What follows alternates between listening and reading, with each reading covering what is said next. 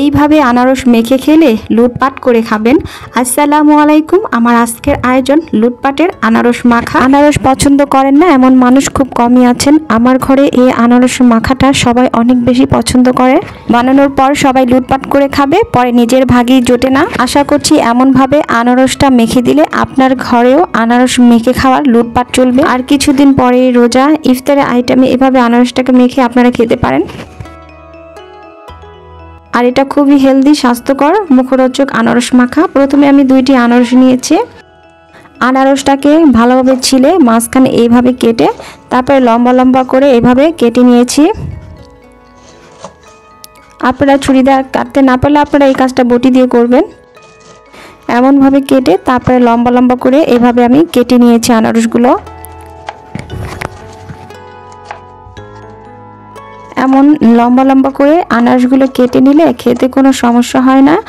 আনারসের মাঝখানের যে ডাঁটটা রয়েছে সেগুলো সহই কিন্তু খাওয়া হয়ে যায়। আমি অনেককেই দেখেছি আনারসটা কেটে আনারসের মাঝখানে যে শক্ত ডাঁটাটা রয়েছে ওটা কেটে ফেলে দেন। আমি মনে করি ওটা ফেলে না দিয়ে এইভাবে আনারসটা এইভাবে লম্বাটে করে কেটে নিলে শক্ত ডাঁটা আর ফেলানো যায় না, ডাঁটা সহই আনারসগুলো খেতে পারবেন।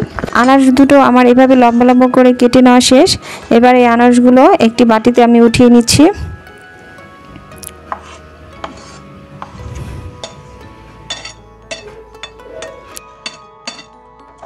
লম্বা করে আনারসগুলো কেটে নেওয়ার পর আমি কিছু কাঁচামরিচ কুচি করে নিয়েছি। আমি লাল কাঁচামরিচ 2টো নিয়েছি আর সবুজ কাঁচামরিচ 3টি নিয়েছি। আমরা যেমন ঝাল খাই তেমন হিসাব করে কাঁচামরিচগুলো নিয়েছি। আপনারা যেমন ঝাল খান তেমনভাবে কাঁচামরিচটা নিয়ে নেবেন। কাঁচামরিচগুলো কুচি করে নেওয়ার পর ছুরি দিয়ে এভাবে একটু প্রেস করে নিচ্ছি।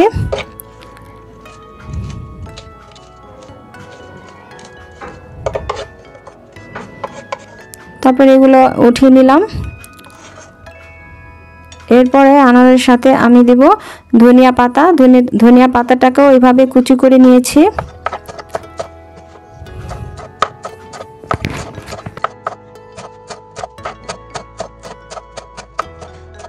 পাতাটাকে কুচি করার পর আলাদা একটা বাটিতে উঠিয়ে নিচ্ছি। সবগুলো ধনিয়া পাতা কিন্তু আনারসের সাথে দেব না, অর্ধেক পরিমাণে আনারসের সাথে ব্যবহার করব আর অর্ধেক পরিমাণে সাইডে রেখে দিচ্ছি। অর্ধেক ধনিয়া পাতা পরিবেশনের সময় ব্যবহার করব। এরপর আমি কিছু তেঁতুল নিয়েছি, 6 থেকে 7 পিসের মতো তেঁতুলের কোয়া হবে।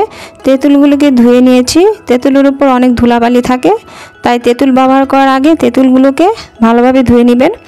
এরপর আমি স্বাদ মতো লবণ দিয়ে দিচ্ছি। তারপর লবণ, তেঁতুল আর কাঁচামরিচ এভাবে হাত দিয়ে মেখে নিয়েছি। ধনিয়া পাতাটাকে নিয়েও এভাবে মেখে নেওয়ার পরে আনারসের সাথে এগুলো সব মিশিয়ে নিয়েছি।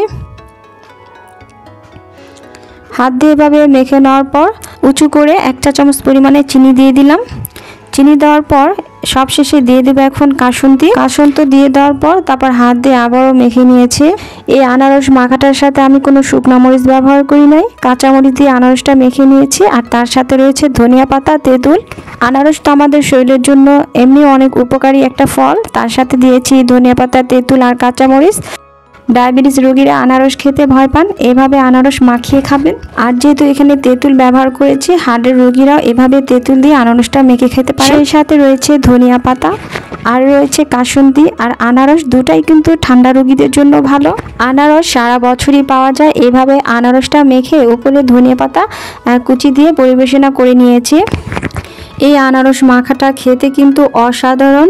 আমরা এইভাবে মাখিয়ে খাই। আপনারা একবার আমাদের মতো আনারসটা মেখে খেয়ে দেখবেন। লুটপাটের আনারস মাখাটা কেমন লেগেছে জানাবেন। আমার রেসিপি ভালো লাগলে লাইক করবেন, চ্যানেল সাবস্ক্রাইব করে রাখবেন এমন নতুন নতুন মজাদার রেসিপি দেখার জন্য। আর সবাই আমার সাথে থাকবেন, আমাকে সাপোর্ট করবেন। সবাই ভালো থাকবেন। আল্লাহ হাফিজ।